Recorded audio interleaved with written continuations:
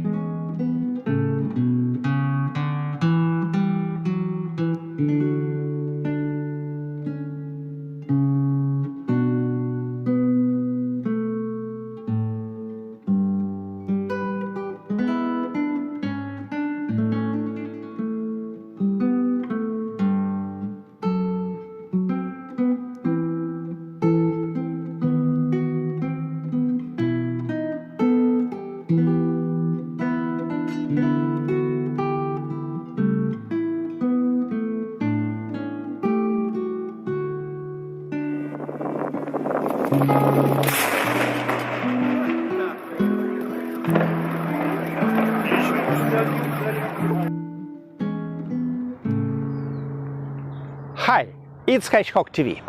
I'm Edward Chuchakin.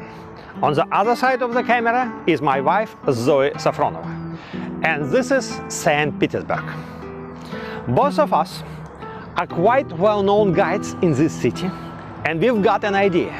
Why wouldn't we share our knowledges and interesting stories with all the world? Moreover, Zoe is a professional historian and journalist, and I'm a good storyteller. At least my tourists always say so. Recently, we launched our new project Hedgehog TV, presenting a series of programs about history of Russia and St. Petersburg. We do our best to make it interesting and fascinating. Our philosophy is say no to boring documentaries. If you like our program, click the like button, subscribe to our YouTube channel and leave your comments. You can also support our project financially. You can find the link to PayPal in description or contact us direct. Your donations are highly appreciated. It will help us to make another interesting programs for you. And we do hope to see you in future in St. Petersburg as our tourists. And now, enjoy watching.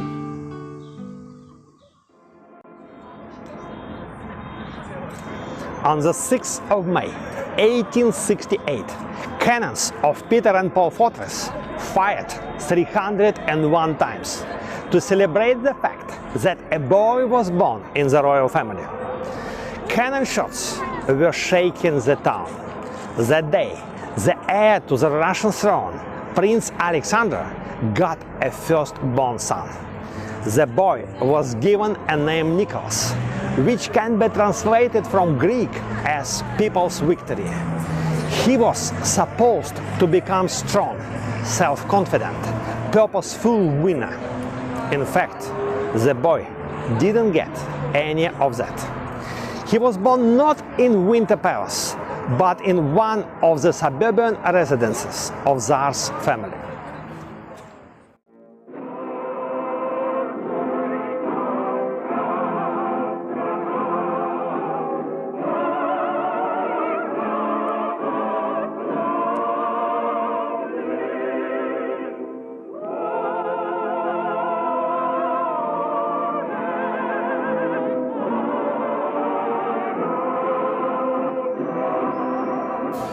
Right here at Alexandra's palace, in Tsar's village, little Nicky was born, the future emperor Nicolas II. Much later, when he would be enthroned, sentimental Nicolas would make the palace his main residence.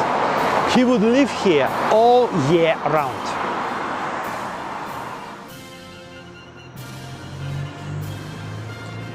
His happy young father, Prince Alexander, future Emperor Alexander III, would become well known as a Slavophile. He would wear big Russian-style beard. He would bring a fashion for traditional Russian clothes and Russian style in architecture, especially for cathedrals and churches like this. Being Russian in his soul, he had only 1 to 64 part of Russian blood in his veins, as all his ancestors, Romanov Tsars, beginning from Peter the Great, used to marry German ladies. Prince Alexander broke this tradition a little and chose to wife Danish princess Maria Sophia Frederica Dagmar, the daughter of Danish king Christian IX. In Russia, after baptism in Orthodox Church, she was given a name Maria Feodorovna. Thus, their son Nicolas became almost half German, half Danish. He had only 1 to 128 part of Russian blood, less than 1%.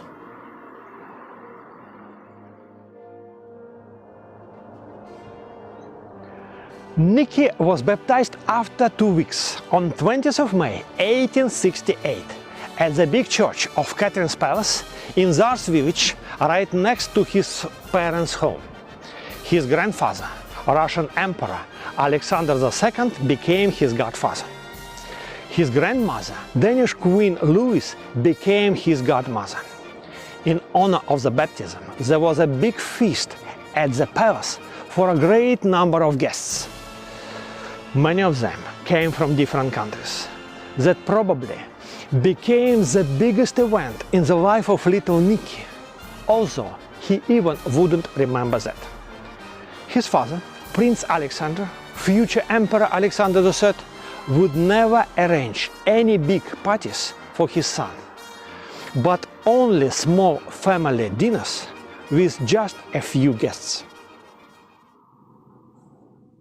Bamboos are of notable economic and cultural significance in South Asia, Southeast Asia, and East Asia, being used for building materials, as a food source, and as a versatile raw product.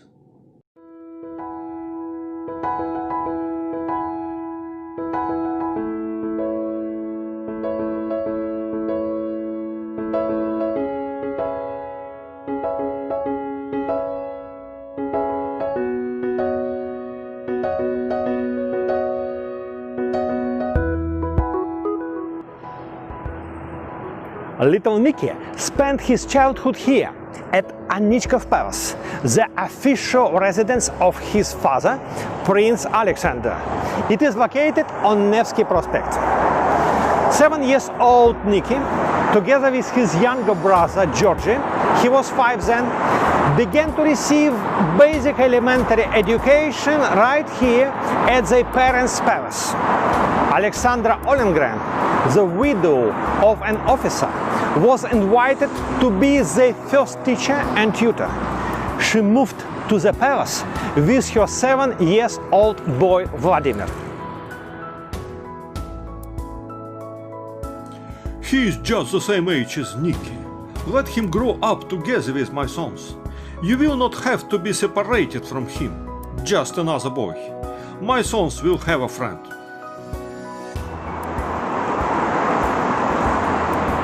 Nicky, Georgia and Vladimir spent 3 good years together in the palace. Once, Nicky and Vladimir climbed a tree in Anichkov garden and spat on people who were walking along the street. To punish them, Prince Alexander pulled their ears.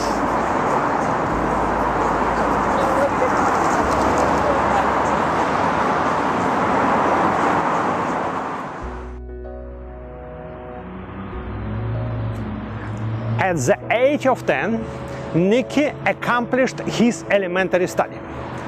For his further education, a special curriculum was developed. It was designed for 13 years, including 8 years according to gymnasium program, and 5 more years. He was supposed to combine the university program in law, economy and administration with the program of General Staff Military Academy. The curriculum, in fact, was rather good, but the way it was implemented was quite imperfect. Home education.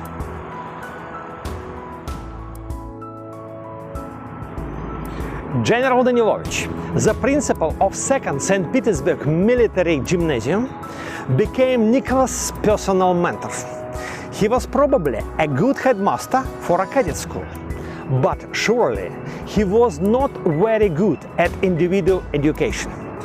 They would better send Nicky to some good public gymnasium or lyceum where he could learn how to communicate with peers, make friends and prove himself in a team. The healthy rivalry would benefit him. Unfortunately, his father couldn't let him do it.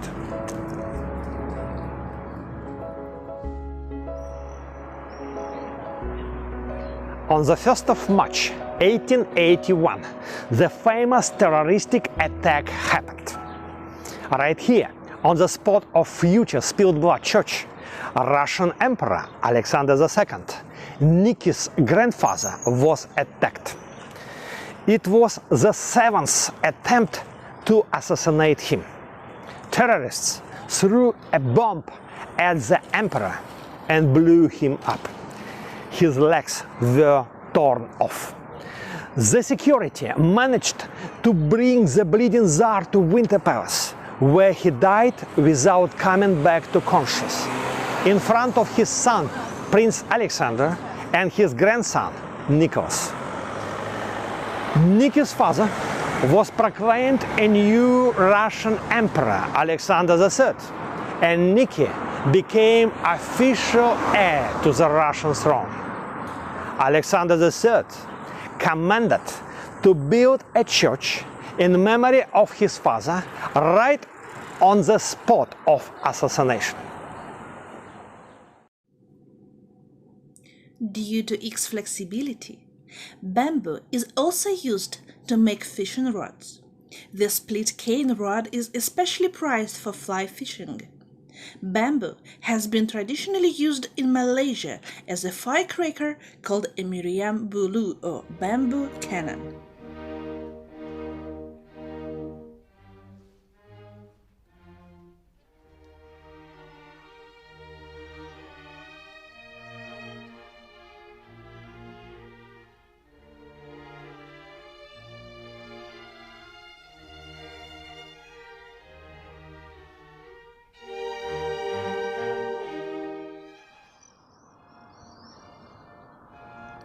The cruel assassination of his father shocked Alexander III so much that he even got a paranoia that stayed with him for the rest of his life.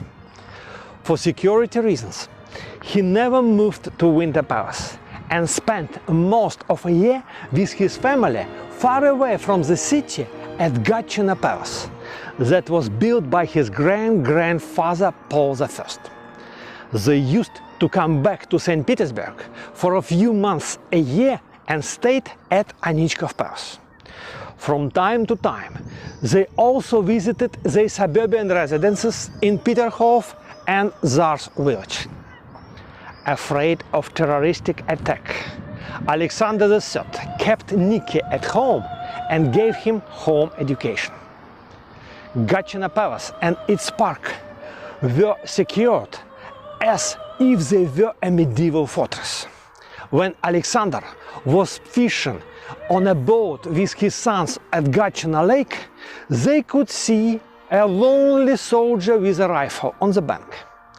And there were at least 30 less visible guardians hidden behind bushes and trees. Nicky spent his childhood in an atmosphere of paranoia and constant fear.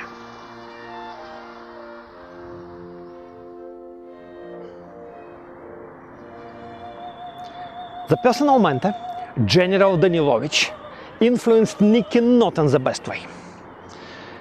In the curriculum, there was a bias towards military education. As one famous politician of that time used to say, not by laws, not by civilization, but by army. Russia is not a trading country and not an agricultural one, but a military state, and its destiny is to threaten the world. That was written in the school book for military cadets. General Danilovich always tried to inspire Nicky with this statement. At the same time, he didn't teach him to be a leader. Nicolas was taught to follow rules and was not taught to make independent decisions. And this flaw would stay with him for the rest of his life.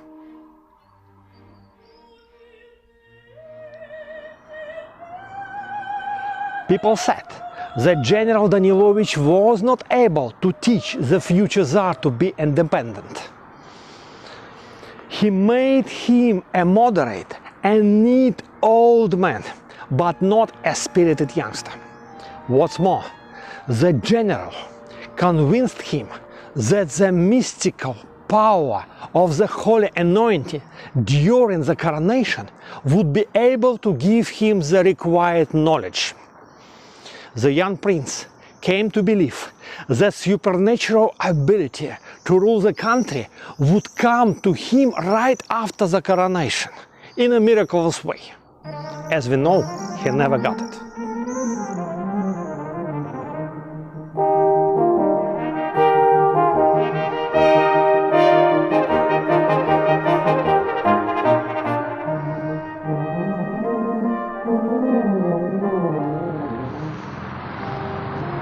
Of course, with such a rich curriculum, Nicky had a lot of different teachers. And the number of military ones among them was always larger than the number of civil professors. But the strongest influence on him had the chairman of Holy Synod, the Ministry of Russian Orthodox Church, Konstantin Pobedonosov. Very conservative and religious man. Slavophile, he was the main ideologist of Alexander III's conservative policy. From Pobedonosov, Nicolas learned very well that Russian Tsar couldn't and shouldn't share or delegate his power to anyone else. Otherwise, Russian Empire wouldn't be able to exist. There would be chaos and collapse. Understanding of this statement can be considered the main result of Nicolas' political education.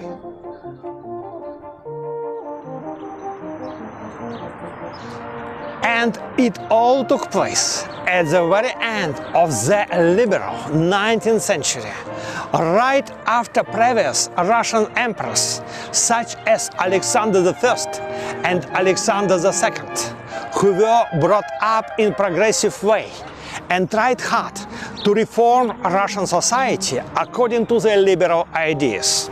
And then Alexander III came to power, and after him Nicholas II.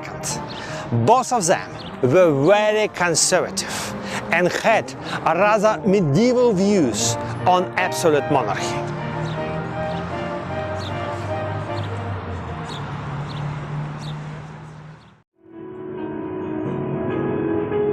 On the 6th of May 1884, Nicky became 16 years old. That made him officially adult.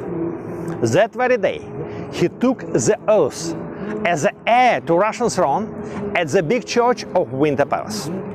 According to Romanovs family tradition, after the age of 16, the heir to the throne got a right to start independent life and could receive 300,000 rubles per year from the state budget for his own expenses.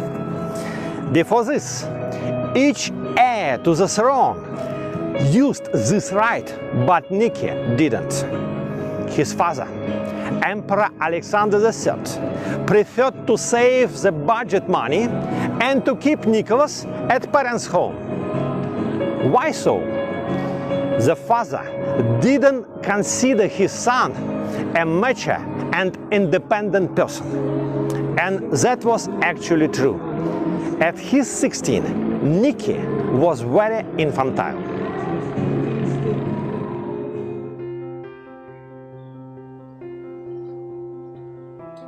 People gossiped about Nicky's immaturity.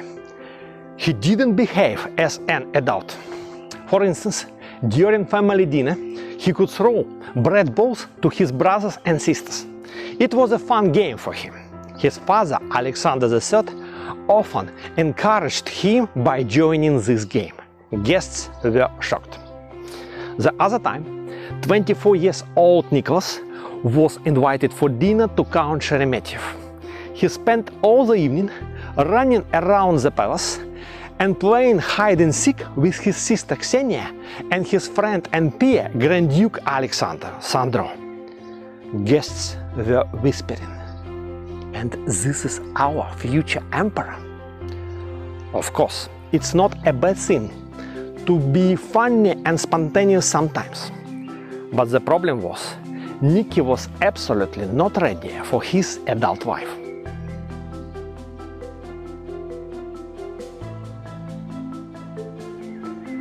Nicky fell in love for the first time at the age of 16. That's rather late for the first love. It happened in June 1884 at the wedding of his uncle, Grand Duke Sergei Alexandrovich, and German Princess Ella from Ghessen-Darmstadt. In Russia, she was given name Elizabeth. The bride's father, Ghessen Grand Duke Ludwig IV, came to St. Petersburg with 3 daughters and 1 son, Prince Ernst. The younger daughter, Princess Alex, was only 12 years old. Nicky fell in love with her. Little girl. It seemed mentally he was still a 12 years old boy. Ghessen family visited Alexander III in Peterhof, and Nicky tried to know Alex better. He wrote a letter to her brother.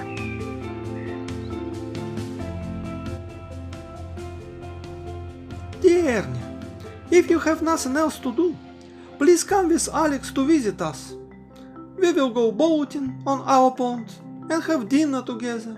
Goodbye. Love, Nicky. Sure, Ernie and Alex came to visit him. They spent a very good time there. They were boating, riding, having dinners, walking in Alexandria Park.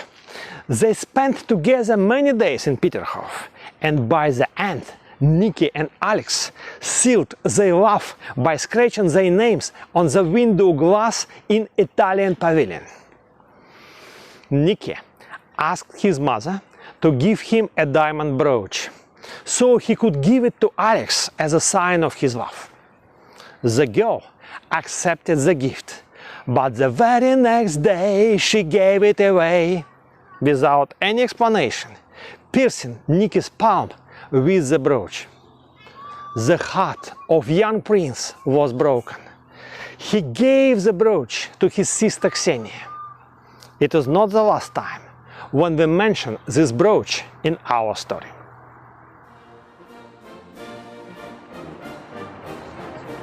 Love affairs aside, there were more important matters. The future emperor had to go through military service. In summer 1887, 19-year-old Nicolas joined Preobrazhensky Guardian Regiment, the most prestigious one back then. He became a captain there. At that time, the regiment was under the command of his uncle, Grand Duke Sergei Alexandrovich, the one at whose wedding Nicky met his first love. Here are barracks of the 1st Battalion where Nicolas served, just next to Winter Palace.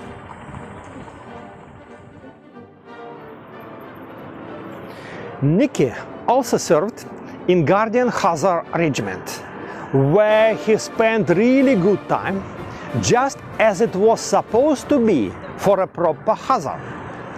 Homeboy went wild. It was just like to become a student and have a first party time at a campus nowadays. There were booze, revelry, and all other joys of Hussar's life. One of the most popular amusements was a wolf play.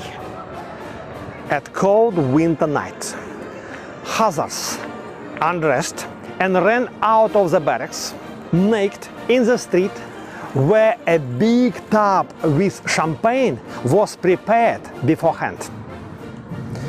The Hussars were lapping champagne right from the tub and hauled to the moon.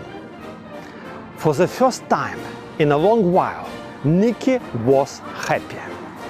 He could fool around as much as he wanted to. That was the best time of his life, but it didn't last long.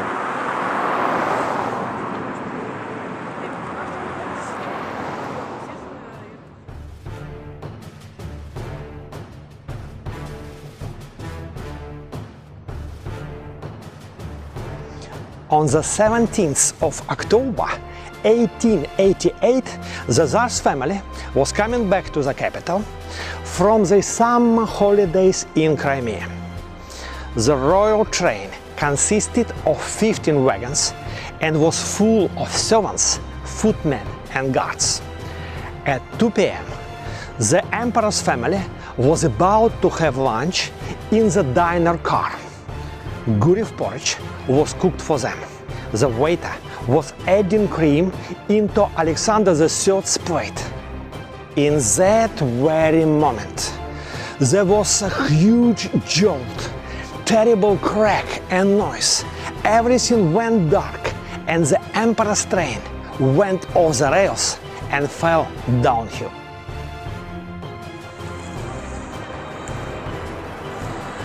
The diner car was almost completely destroyed.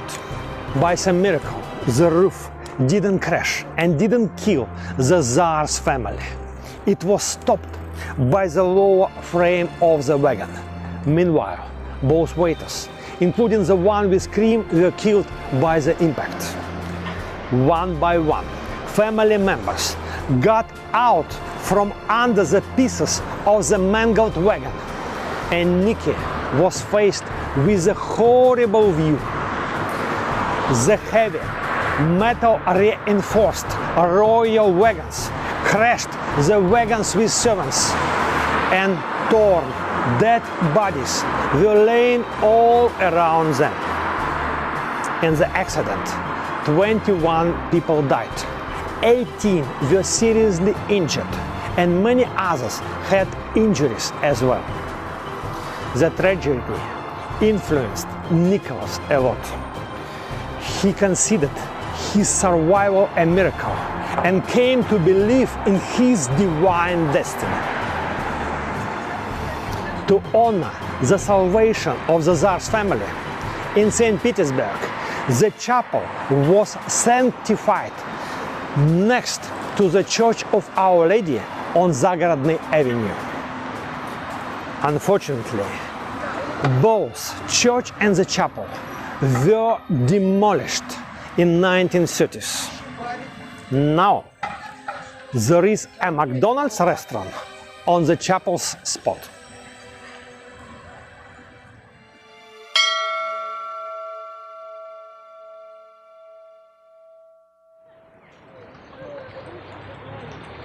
On the 26th of October 1890, in Trieste, Italy, Nicolas got on board of Russian naval cruiser and started his big tour from Europe to Asia. He had plans to visit many Eastern countries, such as Egypt, India, Siam, China, Japan and others. He was supposed to finish his tour in Japan and then go to Vladivostok to cross all Russian Empire by land from east to west. According to Alexander III's plan, the journey should widen the heir's outlook, complete his education and prepare him for the throne. Even during this cruise, Nicolas couldn't be left alone and didn't experience any freedom. Everything was settled for him by his father: the route, its program, and the journey by the armored cruiser, escorted with 2 other battleships.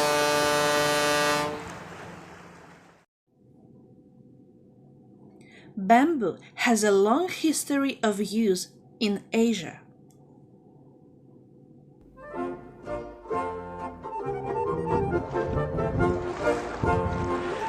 At the very beginning of the journey, they visited Athens, where Niki spent 2 weeks with his Greek royal relatives. Greek Prince George, his family called him Georgie, joined Niki in his tour. In the middle of the cruise, after visiting Egypt and India, they arrived to Ceylon, where, to Niki's outrage, they met his friends and peers, Grand Duke Sergei and Alexandra, who traveled on their own and hunted elephants for pleasure. Meanwhile, Nicolas, like a complete fool, had to travel with entourage and squadron.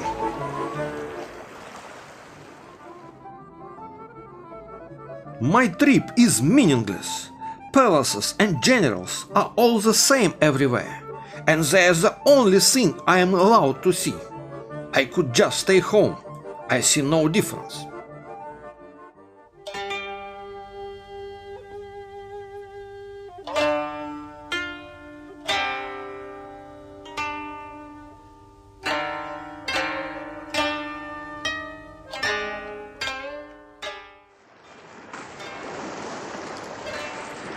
Finally, on the 15th of April 1891, the squadron arrived in Japan, the last country in the tour. In Japan, Nicolas was acting like a real tourist, buying souvenirs all around. He got a tattoo on his right hand. It was very popular back then, a dragon with black body, yellow horns, red belly and green paws. Niki even tried to get himself Japanese contracted wife, just like many Russian sailors did. It was a common practice in that time. Alas, Easter, Holy Week, ruined all his plans. Once the sticks have been peeled and dried, it's into the washing machine to scrub off any dirt or mold that may have accumulated. And it's not your usual washing machine. This one is a long tank sized specifically for these sticks. A worker closes the lid tightly so no sticks will spill out as the tank rotates in a trough of soapy water. After a few minutes of tossing about, these sticks come out squeaky clean, and they're ready for the steamer. The sticks are steamed for 20 minutes, and this makes them soft enough to bend. So next, he secures the stick and activates a spring-loaded arm. It wraps one end around a form to curl it into a crook. He ties it so it holds the crook shape and retracts the bending arm. This crook will serve as the walking stick's handle. A century ago, crooks were formed entirely by hand, which took brute strength. But with the invention of this nifty machine, the job became a whole lot easier. Next, it's over to a device called the straightening horse, because it's used to straighten the stick shaft. This job does take a bit of muscle, as the worker wrenches the shaft between posts to set it straight. With the shaft now quite linear and the end curled into a crook and still tied, it's time to set the shape of this walking stick. And so, it's into the drying room for a couple of days. The temperature in here is around 80 degrees Celsius, and as the sticks dry, the shape solidifies. While visiting different cities and looking at sites, on the 29th of April Old Style or 11th of May New Style, they visited the house of mayor of Otsu town, where so-called garage sale was taking place. Prince George bought an excellent souvenir, a bamboo cane. Who could think that just in an hour later, this cheap bamboo cane would change the whole world history? If not that bamboo cane, I would live today in a completely different country. But let's save it for later. Now, Nikki and Georgie get in the rickshaws carts and move further with a long procession of other guests.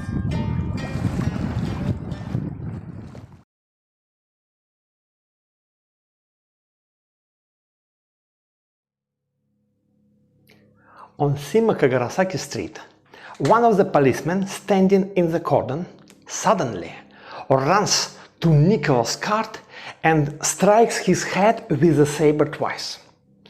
To the astonishment of the people around, still alive Nicky jumps out of the cart shouting in Russian, What do you want?" and runs through the crowd to the nearest side street.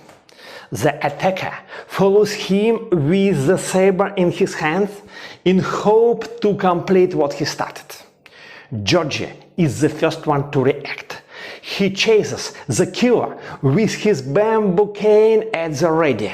In few jumps, he reaches the madman and knocks him off with his cane. The rickshaws twist the attacker and strike him with his saber 2 times. The police arrest him on spot. In memory of the incident, people of Japan put a small granite obelisk here.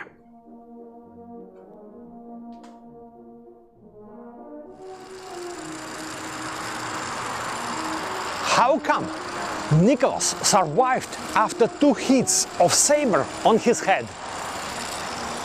Well, firstly, both hits were made in tangential motion. Secondly, the force of hits was softened with the felt bowler hat that was on Nicky. The saber slipped and couldn't break the skull. It just cut the skin of his head, damaging his ear and palm. This salvatory bowler hat and Nicky's bloodied shot have been kept in the Hermitage since then.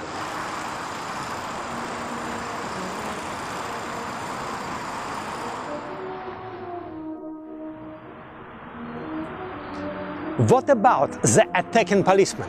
Why did he do that? Tsuda Sanza survived. He turned out to be a mentally unstable man, a fanatical samurai who, for some reason, decided that if he didn't kill Nicolas right now, he would come in Japan with war later.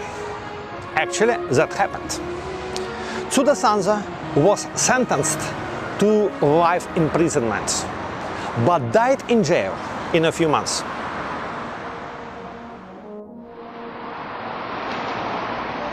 When Nicolas was getting first aid, he repeated, That's nothing. I just wish Japanese wouldn't think this accident could change my attitude towards them and my gratitude for their hospitality. Looked like he forgave them. But as they say, there are things that you can't forget that easily. In reality, Nicolas held a grudge that later led to Russian-Japanese War. The bamboo cane of Prince George, which saved Nikki's life, was taken to St. Petersburg, decorated with gemstones and sent to Greece. In St. Petersburg, according to tradition, to honor the salvation of Prince Nicolas, the Church of Epiphany was built. Once again, Nikki saw heavenly intervention in the incidents, and his belief in his divine destiny got even stronger. Worried father, Alexander III, interrupted his son's visit in Japan, and Nicholas returned to St. Petersburg through Vladivostok and all Siberia. He came back to the capital in a few months on the 4th of August, 1891.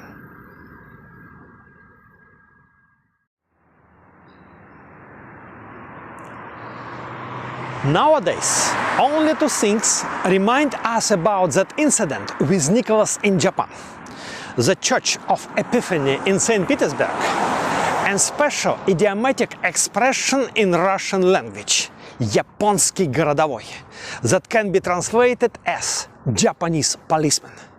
In Russia, we use it in such situations when we want to say "what the hell?" Not many Russians today know the background of this idiom, but they use it a lot. Японский городовой. Try it with me. Japanese policeman.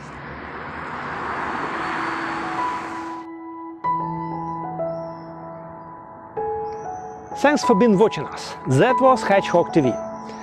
The program was presented by me, Edward Chuchakin, and by my wife Zoe Sofronova.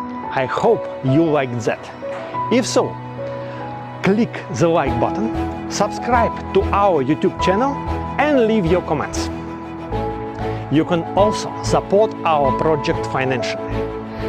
Your donations are highly appreciated. It will help us to make another interesting programs for you. Right now, we are working on the second series for the same project, Last Romanovs, The End of Empire. The next series will be named Love Triangle. It will tell about love affairs between Nicolas, the belly dancer Matilda Kshesinskyaya, and Princess Alex. You will like it. We do hope to see you in future in St. Petersburg as our tourists. Bye!